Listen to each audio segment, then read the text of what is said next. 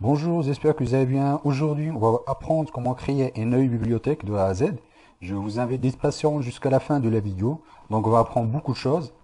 Donc, on va apprendre comment créer une nouvelle bibliothèque, donc les fichiers que contient la bibliothèque, comment intégrer la bibliothèque dans le fichier des bibliothèques Arduino, ensuite comment tester la bibliothèque.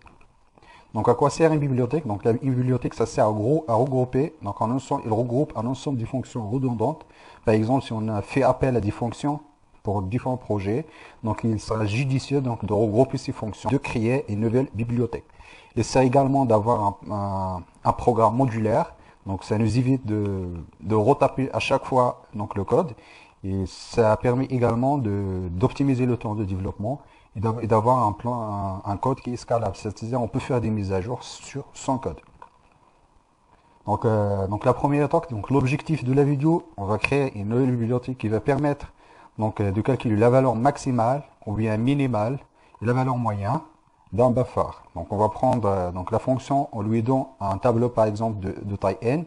Ensuite, la fonction, il peut nous retourner en fonction d'un paramètre qu'on va définir, soit la valeur maximale du tableau, soit la valeur minimale, ou bien la valeur moyenne.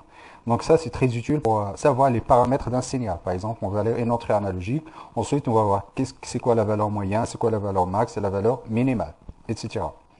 Donc notre code contient 4 fonctions. Donc il y a maxif, c'est la fonction qui retourne la valeur maximale. Minif, c'est la valeur minimale. Min, c'est la valeur moyenne. Ensuite, la fonction globale, c'est cette fonction qui va définir, donc il va retourner soit max, soit min, soit min. C'est-à-dire, elle va faire appel à l'un des 3 fonctions. Donc, premièrement, donc la première fonction, donc c'est le calcul de la valeur maximale. Donc, il a 2 entrées. On lui donne le pointeur du buffer. Donc, si vous ne savez pas la notion du pointeur, je vous invite de consulter Introduction pointeur. Donc, ici, on va donner un pointeur, donc l'adresse du tableau, ensuite la taille du tableau. Donc, à l'intérieur de la fonction, donc ici, on doit utiliser un boucle for qui varie de 1 jusqu'à taille moins 1. Donc, ici, on doit initialiser la valeur maximale à un élément du tableau. Ensuite, on va tester si l'élément buffer de i est supérieur à max. Donc, max, il est déjà initialisé à buffer 0. Dans ce cas-là, on va écraser la valeur maximale. Donc, on fait la même chose pour toutes les valeurs. À la fin, donc, on va retourner la valeur max. Donc, la valeur max val, donc c'est la valeur maximale. Donc ici, on utilise float.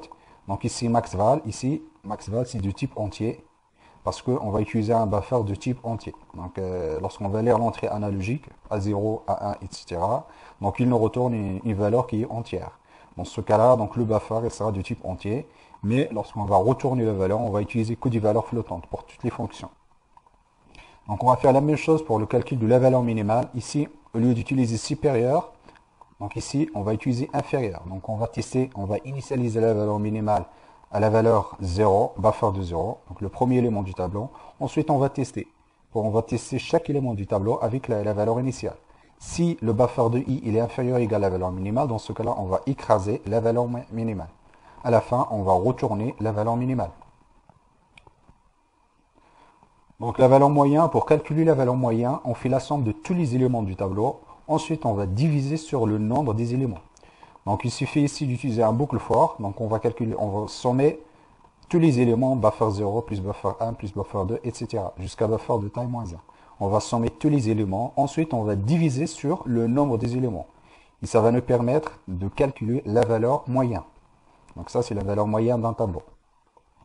Donc là, on a nos 3 fonctions donc, qui calculent la valeur maximale, la valeur minimale et la valeur moyenne. Maintenant, on va passer à la fonction globale. Donc la fonction globale, on lui donne le buffer. Ensuite, il va faire appel aux 3 fonctions. Il y a un paramètre qui s'appelle type. Donc en fonction du type, si type égale à 0, donc on va utiliser l'instruction switch. Donc en fonction du type. Si type égale à 0, donc on va retourner la valeur maximale. Donc on va faire appel à la fonction maxf. On lui donne l'adresse du tableau. Donc buffer. Donc buffer, c'est l'adresse du tableau. Soit on met buffer, soit on met l'adresse du buffer du premier élément. C'est exactement pareil. Donc ici, on lui donne juste le nom du tableau. C'est l'adresse du tableau. Ensuite, la taille. Puis la fonction, il nous retourne la valeur maximale. Donc si le type égale à 0, on calcule la valeur max. Si le type égale à 1, on calcule la valeur min. Si le type égale à 2, on calcule la valeur moyenne. Dans le cas échéant, donc on retourne 0, on fait rien.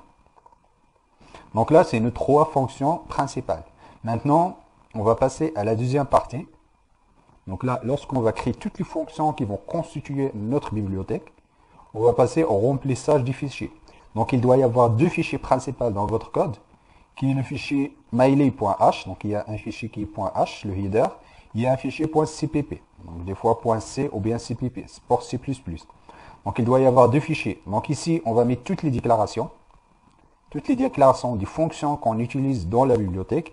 Ici, les définitions. Donc on va passer maintenant au contenu des fichiers mailey.h et mailey.cpp. Donc voilà, on va créer deux fichiers. Donc il suffit de créer par exemple nouveau. On va créer un fichier texte, par exemple mylib 0. Ensuite, on va mettre par exemple cpp. On met oui. Donc là, j'ai déjà créé deux fichiers. Je mets le nom de la bibliothèque, donc mailey.cpp et mailey.h. Les deux fichiers doivent avoir le même nom. Donc c'est important. Donc on va maintenant ouvrir les deux fichiers, puis on va remplir mailey.h et mailey.cpp. Donc là, je vais mettre Notepad, j'ai déjà ouvert les deux fichiers. Donc dans le premier fichier mailey.cpp, on va mettre toutes les définitions des fonctions. Définition, c'est ce qu'on vient de voir. Ensuite, au début du fichier, on va inclure mailey.h. Donc ici, on va inclure mailey.h. Ensuite, on va mettre toutes les définitions de fonctions. Il peut y avoir 2, 3, etc. Donc là, on a notre première fonction qui est le calcul de la valeur minimale. La deuxième fonction, la valeur moyenne. Ensuite, il y a la fonction globale. Donc là, j'ai mis toutes les fonctions. Dans mailey.h, ce que je fais, je récupère la déclaration. La déclaration, je récupère juste la première ligne ici. Donc, je copie. Je fais la même chose pour toutes les fonctions. Je colle ici. Ensuite, je mets point virgule à la fin. Ça, c'est la déclaration. Je fais la même chose pour toutes les fonctions. Ici, c'est la déclaration de la fonction qui calcule la valeur max. Ici, la déclaration de la fonction qui calcule la valeur min. Ici, la déclaration qui calcule, etc. Donc, on a 1, 2, 3, on a 4 fonctions. Ici, c'est les déclarations des différentes fonctions. Donc là, la grande partie du travail est faite.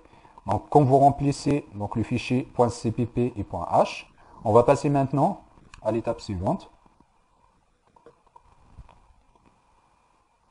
Donc là, on va passer au test de la bibliothèque.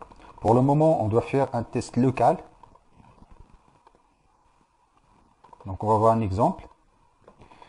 Donc ici, donc on verra tout à l'heure la différence entre lorsqu'on fait include mailib.h et include entre guillemets mailib.h. Donc pour le moment, donc on va utiliser la première. Lorsque par exemple on va créer nos deux fichiers. Donc ici c'est mon exemple de test. Donc là les deux fichiers se trouvent au même endroit où se trouve l'exemple. Donc l'exemple.ino. Dans ce cas-là, on utilise cette configuration-là, mailib.h. On n'a pas le droit d'utiliser ça. On utilise cette configuration lorsque mailib, notre bibliothèque, c'est une bibliothèque qui est déjà intégrée dans l'endroit du bibliothèque Arduino. Donc pour le moment, on n'a pas encore intégré la bibliothèque. Du coup, on a juste le droit d'utiliser ça. Mailib.h, c'est-à-dire on va intégrer. Donc le mailib.h, c'est le fichier ici. Donc mailib.h qui se trouve juste à côté de mon exemple. Donc là, on va compiler notre programme. Maintenant, ce qu'on va faire, on va déclarer la taille du buffer. Donc on va utiliser un buffer dans un premier temps de 128 échantillons. Donc ensuite, on va déclarer un tableau. Donc lorsqu'on va faire la déclaration du tableau table de i, les valeurs vont être stockées dans la mémoire SRAM. Donc c'est la mémoire statique. C'est pas la mémoire EPROM. Donc on verra tout à l'heure ce qu'on va augmenter la taille du tableau. Donc on verra ici l'allocation mémoire. Donc l'Arduino Mega, il dispose de 8 kilooctets. Donc 8 kilooctets de la mémoire. Donc ici, on va définir une constante taille de 128. On va déclarer notre tableau. Donc notre tableau sera enregistré dans la mémoire SRAM. Ensuite, on va déclarer nos paramètres. Il y a la valeur max, la valeur min et la valeur moyenne. Ensuite, la valeur instantanée du signal. On va initialiser le port serré avec une vitesse de 115 1200 baud pour qu'on puisse observer l'ensemble des signaux. Puis on va passer à la boucle principale. Dans la boucle principale, on va lire la valeur instantanée de pin A0. Ensuite, on va remplir le buffer. Donc ici, donc notre tableau, donc tab, on va le remplir, on va faire 128 appels. Donc on va remplir les éléments du tableau de 0 jusqu'à t-1, avec l'entrée analogique à 0. Lorsque le tableau sera rempli, ensuite on va récupérer les paramètres de notre tableau. On va récupérer ici la valeur max, donc max min. Donc j'utilise le nom du tableau, la taille, ici je mets le paramètre 0. 0 c'est-à-dire la valeur minimale, le 1 c'est-à-dire la valeur max, le 2 c'est-à-dire la valeur moyen. Donc on va récupérer les trois paramètres. Ensuite, on va afficher l'ensemble des paramètres. On va afficher la valeur instantanée, la valeur maximale, la valeur minimale et la valeur moyenne. Donc on utilise cette configuration-là pour afficher plusieurs signaux en même temps en utilisant le traceur série. Donc là, on va compiler notre programme. Donc là, donc vous voyez ici, donc il n'y a pas d'erreur. Donc notre bibliothèque il est bien prise en compte. Ensuite, on va transférer le programme. On va aller observer le traceur série. Donc ici, donc vous voyez ici, donc il y a 1, 2, 3, donc il y a 4 signaux. Donc on attend pour qu'il fasse la mise en échelle. Donc vous voyez ici, donc en bleu, c'est la valeur instantanée. En rouge, c'est la valeur maximale. En vert, c'est la valeur minimale. Donc orange, c'est la valeur moyenne. Donc on voit ici donc la valeur maximale, la valeur moyenne. Donc il y a des petites oscillations pour les trois valeurs. Donc on peut augmenter la taille du buffer pour stabiliser les valeurs. On va passer de 256 pour avoir des valeurs qui sont stables.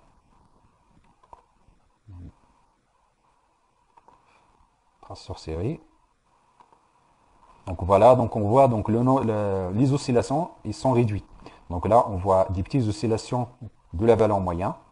C'est la moyenne du signal. Ensuite, la valeur minimale, la valeur maximale. Donc là, il y a très peu d'oscillations. Donc là, on fait une moyenne sur 256 échantillons. Donc là, par exemple, si je touche le pin A0 avec mon doigt, donc là, on voit clairement donc la différence. Donc la différence, ça se trouve, on voit la différence dans les valeurs extrêmes, c'est-à-dire la valeur max et la valeur min. En revanche, la valeur moyenne, il y a très peu de changements de la valeur moyenne. Donc on peut exploiter cette fonctionnalité pour faire la détection, par exemple, du capteur de toucher. On peut encore augmenter, on va passer jusqu'à 512. Donc 512 échantillons. On va transférer le programme. On va observer le moniteur série. Donc là c'est un peu long parce qu'on fait pour chaque itération, donc on fait une moyenne sur 512 échantillons. On fait 3 appels. Donc là on a vraiment des valeurs qui sont stabilisées. Donc je vais mettre mon doigt sur la carte. Donc là, donc là.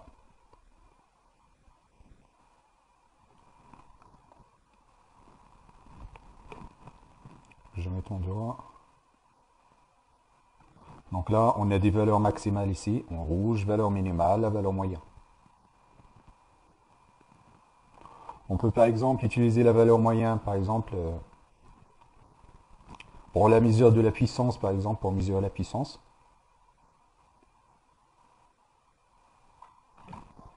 Voilà. Je peux 1024. Je mets 1024 échantillons. Donc là, je suis à 27% de la mémoire SRAM. J'ai encore de l'espace. J'ai 1024 échantillons.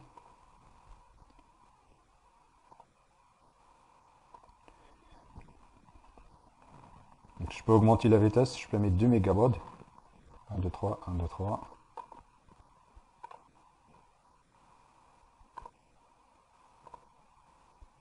Il faut attendre la transmission, la fin de la transmission, avant d'ouvrir le traceur série. Là, il faut que je me positionne sur 2 mégabaud. Voilà. Donc ça, c'est la valeur max, la valeur moyenne, la valeur min. Donc là, c'est normal, il y a un petit décalage entre la valeur minimale et la valeur instantanée, parce que là, on fait la moyenne sur 1024 échantillons. Donc il y a toujours un chiffre de 1024 échantillons. Donc ce qu'on observe ici, c'est pas la moyenne du signal ce qu'on observe. Mais ça donne une information sur la valeur minimale. Donc là, je mets mon doigt. Donc là, qu'on voit ici, donc il y a un délai. Donc lorsque j'augmente la taille du buffer, donc il y a un retard Donc là, donc il y a toujours un retard avant d'arriver à la valeur max. Par exemple, si on va réduire la taille du buffer, donc le retard il est faible. On va mettre 256. Donc le passage, donc la mise à jour de la valeur moyenne se fait d'une façon rapide.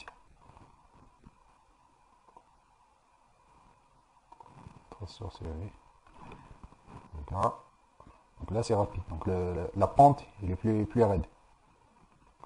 Voilà. Je passe trop vite. Pour avoir des capteurs de toucher rapide, donc il faut utiliser genre 128 échantillons, 256, c'est largement suffisant. On va passer maintenant à la troisième partie. Donc là, on utilise juste la bibliothèque, mais en local, c'est-à-dire notre bibliothèque se trouve uniquement donc à côté de notre fichier. Ce qui sera intéressant, c'est de créer une nouvelle bibliothèque qu'on intègre dans le programme Arduino. Donc pour ça, donc d'habitude on prend les trois fichiers. Donc il y a toujours des exemples. On va prendre les trois fichiers.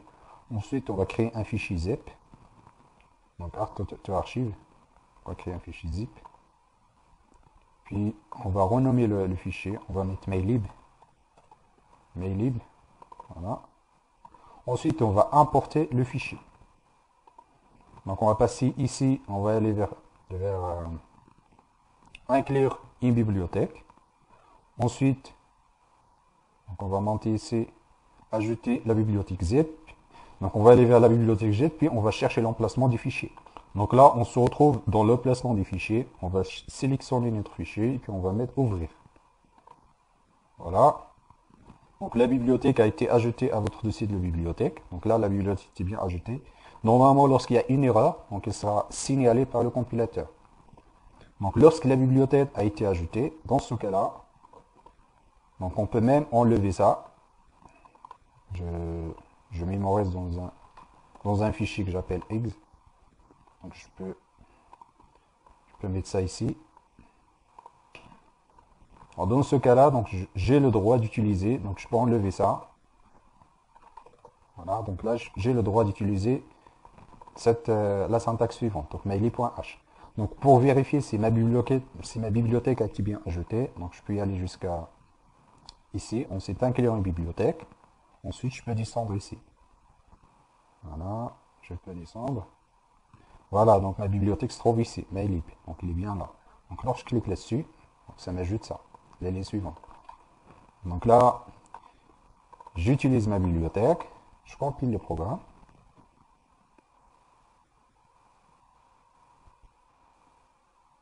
Donc voilà, donc là tout se passe bien. Donc là, je transfère le programme. Là, je peux observer mes données. Voilà, je peux mettre mon doigt sur la carte.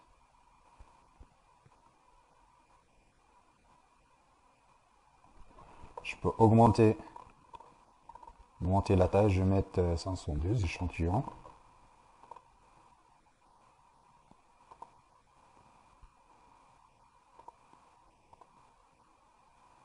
Transfert série.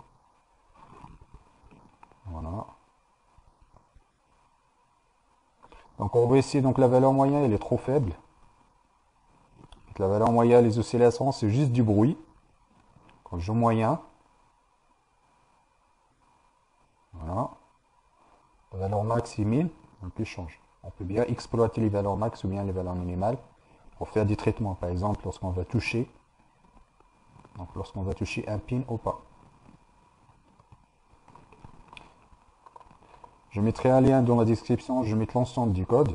Donc vous pouvez récupérer les fonctions pour faire des traitements. Je mettrai également un fichier zip pour la nouvelle bibliothèque.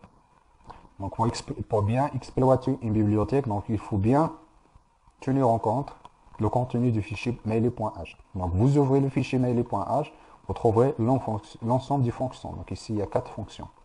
Donc vous pouvez utiliser les 4 fonctions ici dans votre code principal. Donc ici donc on a fait la programmation en C. Donc il y a d'autres façons de faire. Donc on peut également utiliser le langage C++ en utilisant la notion des classes pour définir une bibliothèque. Mais le principe c'est exactement pareil.